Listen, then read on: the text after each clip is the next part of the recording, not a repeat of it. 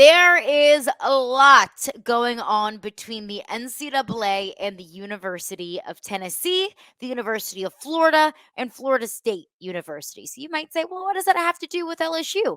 I think it has a lot to do with LSU. You are Locked On LSU, your daily podcast on the LSU Tigers. Part of the Locked On Podcast Network. Your team every day.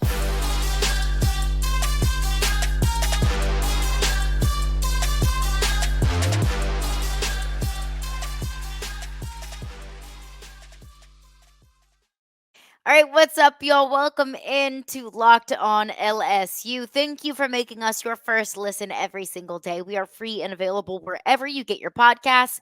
But do not forget, we also are on YouTube as well. Just search Locked On LSU in the search bar, hit the subscribe button, and you'll get notified as soon as new episodes of the podcast drop. Today's edition of Locked On LSU is brought to you by FanDuel. Make every moment more. New customers join today, and you'll get $200 in bonus bets if your first bet of $5 or more wins. So visit FanDuel.com/locked on to get started. All right, well, let's get into it because there has been a lot going on with the NCAA and Tennessee and Florida State and Florida. Now, a lot of you are probably thinking, well, if it doesn't have to do with LSU, then no, I haven't been following it. I don't really care. And really, for the most part, I would probably agree with you that if it doesn't affect LSU, then I'm not going to get into the woods and get into the weeds with it. I'm not going to be overly concerned about it. But I think that this is different because the NCAA initially launched an investigation into Florida State for NIL violations. Then it was Florida. Now, most recently, it's Tennessee. So, how does this affect LSU? Well, there's been 3 schools that are affected. My question is, why would LSU not worry about them potentially being that next school that the NCAA might launch an investigation into? But that's the same thing. Why is Texas A&M maybe not going to be the next? Texas, Alabama, Georgia. I don't think anyone is safe from a potential NCAA violation. Now, I want to focus in on what has been going on at Tennessee just because it's the most recent one and why this potentially could affect LSU and why this is a much bigger story than just Tennessee or Florida State or potentially LSU, Texas A&M, Georgia, Alabama, so on and so forth.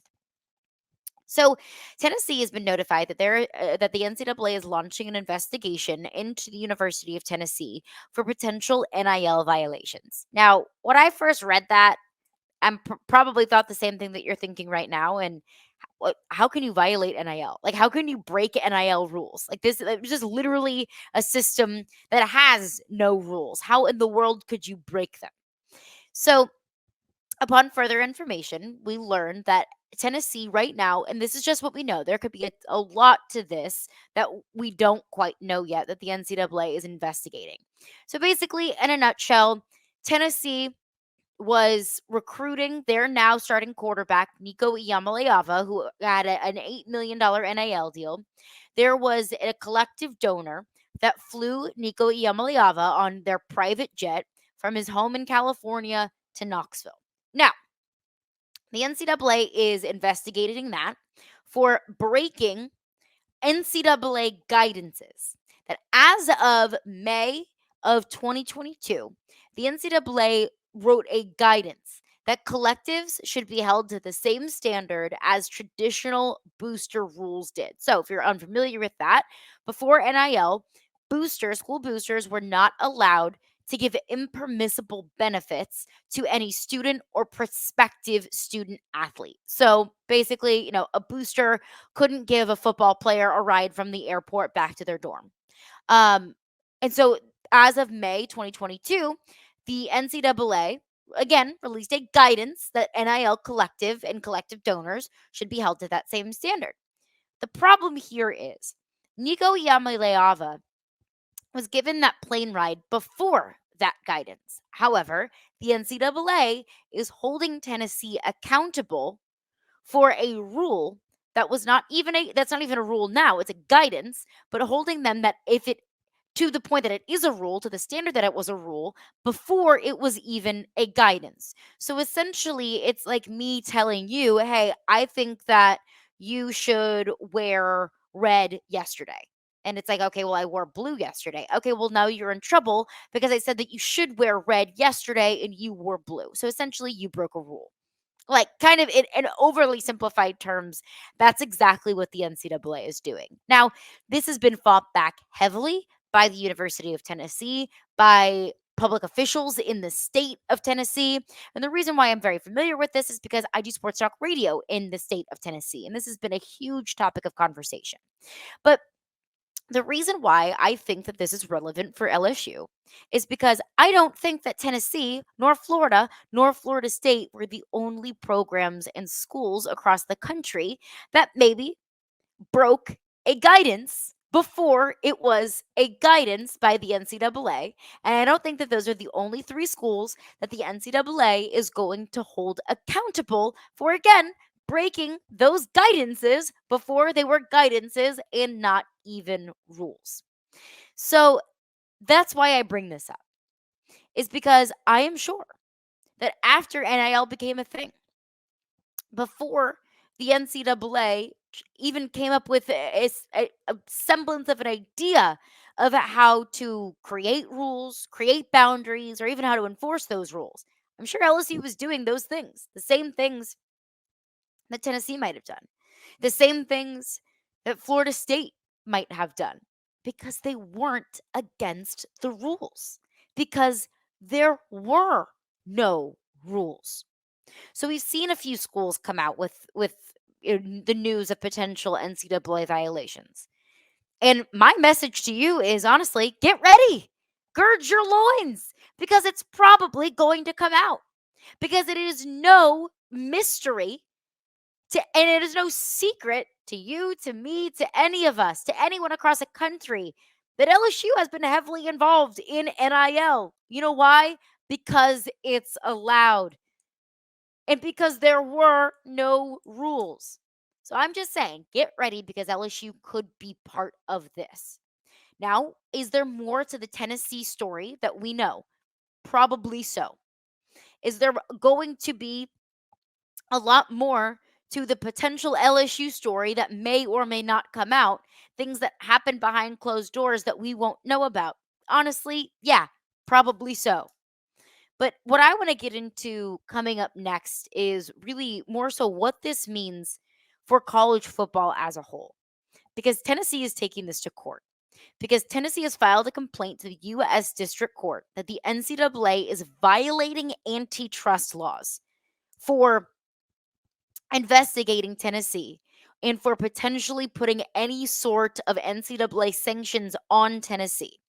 What the antitrust law basically says is you are eliminating a competitive environment if you do not allow schools to use NIL as a factor in recruitment. The NCAA says it can't be pay for play, that you cannot use NIL in recruiting.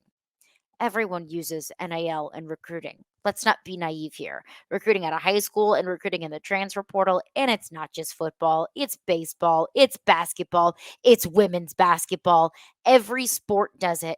And most programs, big time programs across the country, they do it. So Tennessee is pushing this in court. If Tennessee wins, what does that mean for the future of the NCAA and its governance around all of college sports and college football? We'll get into that coming up next after just a few words from our sponsors. All right, I want to tell you about FanDuel. Happy Super Bowl to all of those who celebrate from FanDuel, America's #1 sportsbook. So if you are like me, Super Bowl Sunday is all about scoring the best seat on the couch, grabbing your favorite football snacks, and placing some super bets. So one of my favorite things about Super Bowl Sunday, honestly, the commercials are amazing. The food is great. Buffalo chicken dip is my personal favorite. But another thing that I love is placing really fun bets. And honestly, I don't know why I do it. I just happen to do it every single year. It's like a tradition at this point. I have to place a bet on what the color of the Gatorade is going to be. This year, I'm leaning orange. I don't know what it is, but I lean orange. But FanDuel has so many ways for you to end the season with a dub or two or three. And not only can you bet on who will win Super Bowl 58, but FanDuel also has bets for which players will score a touchdown, how many points will be scored, and so much more. New customers join today and you'll get $200 in bonus bets if your first bet of $5 or more wins. Just visit fanduel.com/locked on to sign up. That is fanduel.com/locked on. Make every moment more with FanDuel, an official sportsbook partner of the NFL. All right, thanks again for making Locked On LSU your first listen every single day. We are free and available wherever you get your podcasts.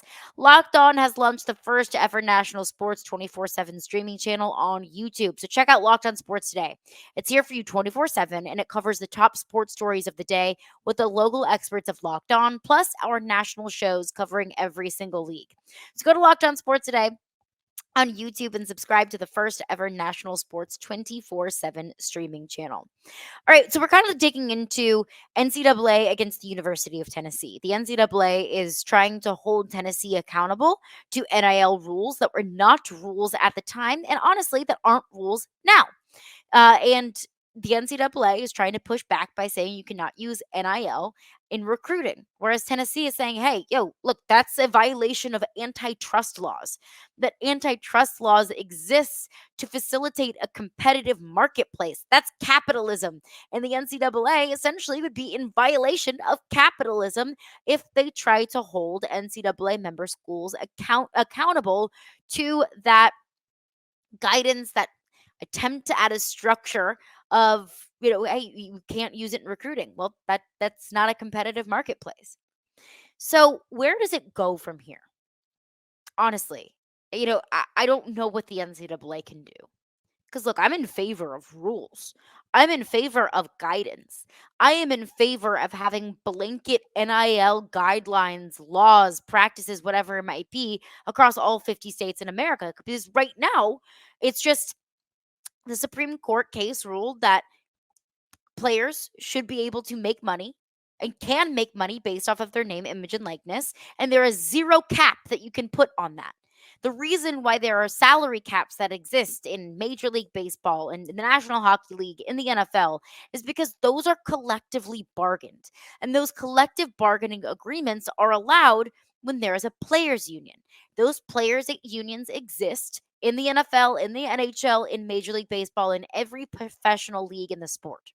So there cannot be a cap with the amount of money that college football players can make because there is no collective bargaining agreement. And a cap without a CBA is against the law per the Supreme Court, per a unanimous Supreme Court ruling. And you and I both know the Supreme Court doesn't agree on anything unanimously. They don't agree with one another. So we're getting into legal jargon. We are getting into the Constitution at this point. That is where we are at with NIL. So, what comes next? If Tennessee wins this court case, I don't know what the NCAA truly can do to enforce any sort of laws or rules when it comes to NIL. Sure, the NCAA can say you can't tamper. Yeah, totally. That's allowed. So, and sure, the NCAA can say that you need to take a certain number of classes and you need to have a certain GPA in order to be eligible to play sports and participate in collegiate athletics. Totally. Yeah. That's what the NCAA is there for. Transfer portal rules, whatever it might be. If you agree with it or not, I don't, but that's what the NCAA is there for.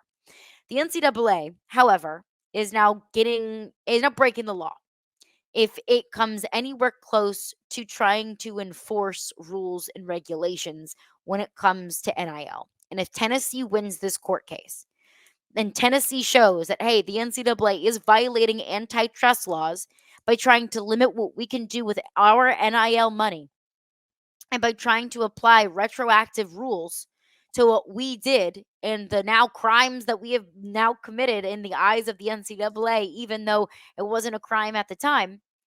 I truly don't know what the NCAA can do. And I think that that is the first step in potentially big time college football programs breaking away from the NCAA. I think that this means that there's one of two things that are going to happen. One, college football representatives, Greg Sankey, athletic directors and presidents across college sports, commissioners across other leagues. They're going to bring this to Congress. Crazy, I know, but now all 50 states have different NIL laws. That's not sustainable, and there's nothing the NCAA can do. So it's going to have to be something that goes to the federal courts to say, hey, this is what we're dealing with right now. This is why we need federal intervention, because we're dealing with a Supreme Court decision. That the best thing that I can say that college sports can do to try and use, whatever adage that we've been talking about with NIL, taming the wild, wild west, putting the toothpaste back into the tube, whatever it might be, the only powers that exist that can try and create at least some uniformity across NIL, it is Congress. That's one of two things that I think can happen. Is this is going to be pushed in Congress, and there is going to be federal NIL law that it is no longer up to the state. So, for example, in Missouri, if you are a high school football or a high school athlete and you commit to an in-state Missouri public institution, then you can start making NIL money in high school. That's specific to Missouri. Well, that's a recruiting advantage that Missouri has that other states don't. Same thing with California. You can start making NIL money in high school. Well, that's a competitive advantage for public schools in the state of California. You see what I mean here? We need uniformity. There's a lot of gray area. It's not black and white. I think that a lot of NCAA member schools would like it to be more black and white. But this is what you can do. This is what you can do. The second thing is maybe we're getting to a point where the SEC and the Big Ten are going to create two super conferences that break away from the NCAA. That it'll be two super football conferences, I guess it kind of resemblance of the AFC and the NFC and the NFL. They break away from the NCAA. They create their own collective bargaining agreement. They create their own players union. And the governing body is the college football playoff. It's not the NCAA. They're not held to the same NCAA rules. That college football and major college football programs will break away and have their own semi professional league, essentially. Now, what does that look like? Well, the players most likely would have to become employees of the universities. Well, that opens up a whole nother door of, well, when you're a employee of a public state university, they get certain benefits. You have to offer insurance. Are they no longer student athletes? Do they have to go to school? Well, after all, they're employees. So there's so many doors that now opens.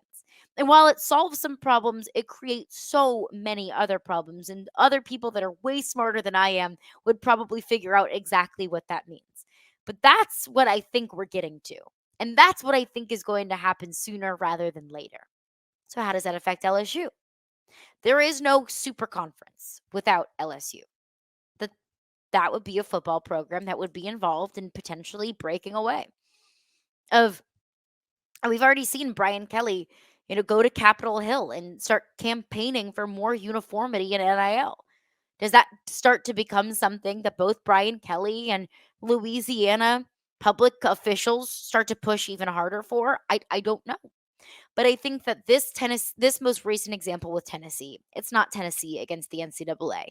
Frankly, it's college football against the NCAA.